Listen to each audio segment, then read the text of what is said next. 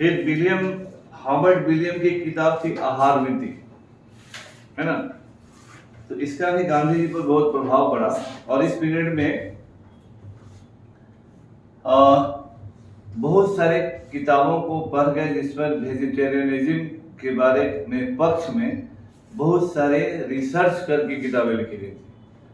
और लोगों ने बताया था कि जैसे पाइथागोरस है, ईसा मसीह है, ये सभी लोग वेजिटेरियन थे और उसमें वैज्ञानिक रूप से यह सिद्ध करने का प्रयास किया गया था। और डॉक्टर एलिंसन थे जिन्होंने, या आज भी ये चलता है, बहुत सारे जो डॉक्टर इस तरह के होते हैं वो भोजन के लेने में बदलाव करके बीमारियों का इलाज करते हैं। गांधी जी ने जीवन भर में यही किया। गांधी जी एलोपैथ दवा ऑलमोस्ट नहीं खाते थे और वो जब भी कोई बीमारी होती थी तो भोजन क्या लेना है उसमें बदलाव करके बहुत सारी बीमारियों पर कंट्रोल करने का सिस्टम उन्होंने सीखा था। और एलिंसन जो थे वो खुद ही दवा नहीं लेते थे बीमार होने पर, केवल भोजन के रूटीन में परिवर्तन करके बहुत सारे अपना भी इलाज करते थे और बहुत सारे लोगों का इलाज करते थे। गांधी ने ये सीख जो यहाँ पर ली वो फिर कभी जीवन भर उनके जीवन में शामिल रहा। एक साल गांधी जी थोड़ा गड़बड़ाए जब गांधी जी को लगा कि विलायती होना जरूरी है, अंग्रेजी बोलना सीखना जरूरी है, हैट कोट टोपी पहनना जरूरी है ना, नाचना थोड़ा जरूरी है, गाना थोड़ा जरूरी है। तो डांस क्लास भी ज्वाइन किए, अंग्रेजी बोलने का क्लास भी ज्वाइन किए, म्यूजिक का क्लास भी ज्वाइन किए और बजाने वाला जो क्या बोलते हैं उसको, गिटार भी खरीद लिए, है ना। लेकिन फिर गांधी को रियलाइज हुआ कि हम क्या कर रहे हैं। एक किताब उन्होंने पढ़ा, स्टैंडर्ड एलिक्विस्निस्ट, डेल की किताब थी, सॉरी बेल की, स्टैंडर्ड एलोक्विस्निस्ट। इसने इनके जीवन को बदल दिया, इनके दिमाग के घंटी को बजाया।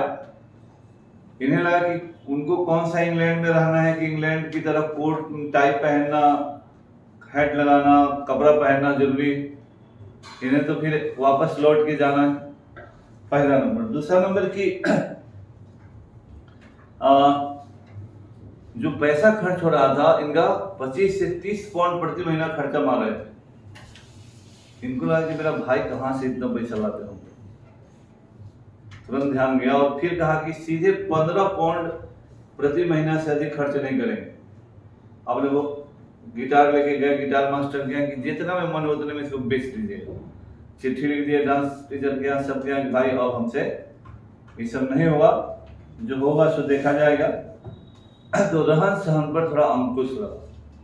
हालांकि गांधी ने आगे चलकर बहुत सारे चीजों पर अंकुश लगाया। शुरू में 2 रूम का फ्लैट लिए, फिर बाद में 2 रूम का फ्लैट लेके क्या करें, फिर 1 रूम का लिए। तो आदमी कम से ज्यादा की तरफ जाता है, गांधी ज्यादा से कम की तरफ आए। 2 रूम के फ्लैट इनको लगा कि तो हम बेकारे ले रहे हैं। फिर गांधी ने ये तय किया कि एक मोहल्ले में हम ज्यादा दिन नहीं रहेंगे, ताकि इंग्लैंड को भी जान सके, कल्चर को भी जान सके और हर चीज को समझ सके। और गांधी एक दिन में 8 से 10 मील पैदल चलते थे प्रतिदिन। 8 से 10 मील, आप समझिए 3 मील का 5 किलोमीटर होता है। तो एक दिन में गांधी कितना चलते थे। भाड़ा बचाते थे, स्वस्थ रहने के लिए जरूरी था और गांधी की आदत जीवन भर रही, है ना। इसीलिए गांधी जितना तेज चलते थे कोई नहीं चलता था। इनके साथ चलने वाले को दौड़ना पड़ता था गांधी के साथ। तो गांधी स्टूडेंट के रूप में इंग्लैंड में प्रैक्टिस किए, न कि दक्षिण अफ्रीका या भारत में। और वो भी आप लोगों को अगर साइकिल से चलना पड़ता है, चलना लगता है कि हम तो बहुत ही छोटे हो गए, गड़बड़ा गया, पैदल चल रहे हैं, है ना। गांधी लंदन में पढ़ रहे थे और 10 मील ऑन एन एवरेज पैदल चल रहे थे, है ना। तो गांधी इसीलिए कहां से कहां गए। और गांधी को फिर लोगों ने कहा कि यहाँ का मैट्रिकुलेशन पास करो, फ्रेंच पढ़ो, एक और भाषा कौन पढ़ो, हालांकि पहला बार में गांधी फेल कर गए, वहां दूसरा बार में गांधी पास किए, है ना। और तब अपने जीवन को उसी तरह से लेके चले और खुराक उराक को बहुत सारा चेंज करते हैं गांधी। अंडा खाने पर भी बहुत बहस हुआ कि अंडा वेजिटेरियन है कि नॉन वेजिटेरियन, क्योंकि माता को अंडा का पता नहीं था, तो माता से मीट खाने का कमिटमेंट करके आए थे। तो थोड़ा दिन अंडा खा के चलाए, लेकिन बाद में अंडा भी छोड़ दिए। हालांकि जहाँ जहाँ रहे उन लोगों ने इनको बहुत गलियाया कि मीट नहीं खाओगे तो इंग्लैंड में रह कैसे पाओगे। तो लोग अच्छे के लिए समझाते थे, लेकिन गांधी कितना भी लोभ लालच दबाव गाली गलौज सुने, लेकिन केवल एक कहते कि छोड़ दीजिए, माता को वचन दिया, छोड़ दीजिए माता को। आप कह तो रहे ठीक, सब बात ठीक है, लेकिन हमसे नहीं, है ना। इस तरह का चीज लोग समझाने पर दोस्तों के साथ बैठने पर नहीं बोलते कि अरे शराब न पीते, एक पैग मार के देखो ना कितना अच्छा लगेगा, क्या तुम मतलब आदमी हो कि पैजामा हो, है ना। और धीरे धीरे 2-4 बार में मारिए लीजिए, है ना।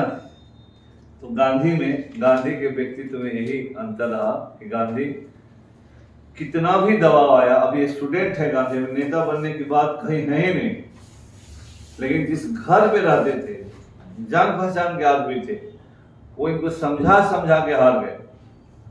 कई बार उन्होंने कितना गलियाया, इनको बैठा के किताब पढ़ाया, भाषण दिया, अंत में है आदमी बहुत अच्छा, बात भी बहुत अच्छा बोले, लेकिन मेरे लिए संभव। इसलिए गांधी कितना बार भूखे भूखे रहे और रेस्टोरेंट की तलाश में मीलों घूमे।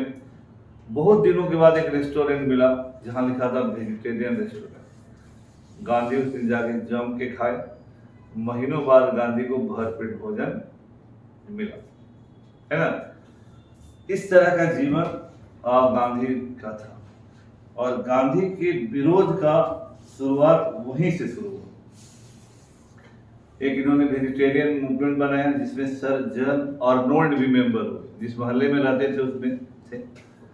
और एलिंसन एक बहुत बड़े लोग थे जो वहाँ की बहुत बड़ी आयरन फैक्ट्री चलाते थे, तो वो उसके उसी के पैसा बहुत चलता ही था। गांधी भी उसके मेंबर हुए, वेजिटेरियन आंदोलन के फेमस आदमी गांधी भी उस पीरियड में हो गए थे। तो वहां पर एक मेंबर थे उसके, उन्होंने एक आंदोलन चलाया था जिसमें जैसे बर्थ कंट्रोल होता है ना, उसके लिए कृत्रिम उपाय का उन्होंने कहा कि हाँ ये होना चाहिए।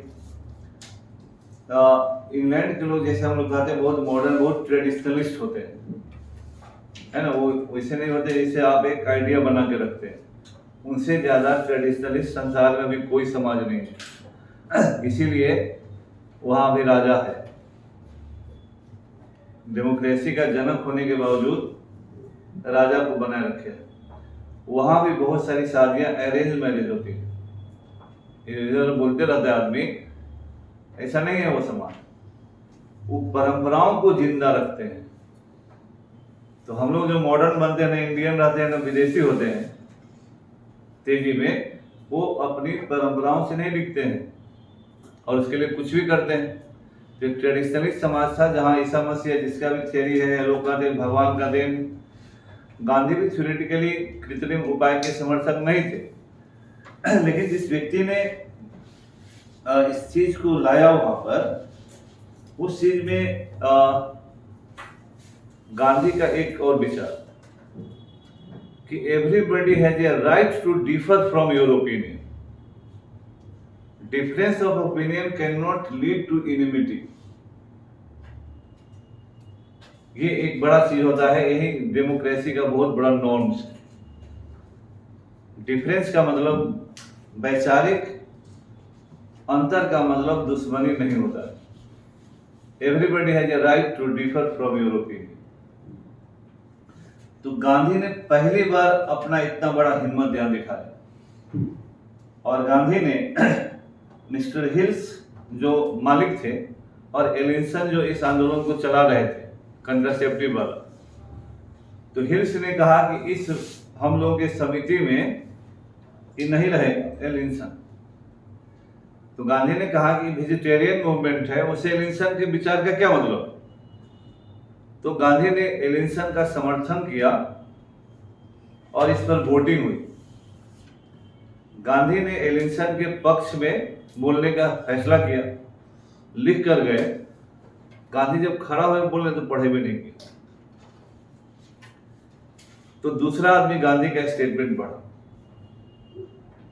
किसी भी मीटिंग में गांधी नहीं बोल पाए, है ना। तो उनका भाषण कोई और आदमी पढ़ा और वो बैठ गए। वो लिखते हैं कि थरथराने लगा पैर, आंख के आगे अंधेरा छा गया। देखिए, समझिए, एक समय ऐसा आया जब गांधी ने बोला तो पूरी दुनिया ने सुना। जब गांधी बोलते थे तो बड़े बड़ों की बोलती बंद होती थी। इस गांधी अपना स्टेटमेंट नहीं पढ़ पाए,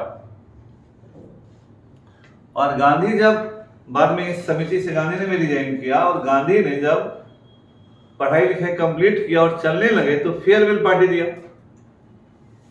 गांधी ने उसमें भी बोलने का बहुत प्लानिंग किया था कि फेयरवेल पार्टी में अब जाना है, लौटना है, तो वो भाषण दे के जाएंगे बढ़िया से। वकील बन चुके थे। फिर जब बोलने उठे तो गांधी से बुलाया, एक लाइन गांधी बोल पाए, सज्जनों, आपने मेरा निमंत्रण स्वीकार किया, इसके लिए मैं आपका आभार मानता हूँ। सारा भाषण भूल गए। लोग इनको बोलबो कि कहा गांधी जाते समय भी तुम्हारा यही हालत है, और लोग समझाते थे कि वकील का मतलब ज्यादा बोलना होता है। इसीलिए आज का कहानी यही था कि जो आदमी बोला उसको दुनिया सुन रही। और आगे चल के जब गांधी अपना पहला मुकदमा भी लड़ेंगे, तो जब इनका विरोधी वकील बोल लिया और जब इनको क्रॉस एग्जामिनेशन करना था, तो गांधी खड़ा हुए, फिर बोल नहीं पाए, है ना। वकील से बोल नहीं पाए। जज साहब करके बोलो, बोल ही नहीं। बाहर आके मोकल से कहते, मोकल भी गली आया, कैसा वकील है तू, इंग्लैंड से कौन सी पढ़ के आया है ना। बोले भाई अपना फीस वापस लो, मेरा जान छोड़ो, है ना।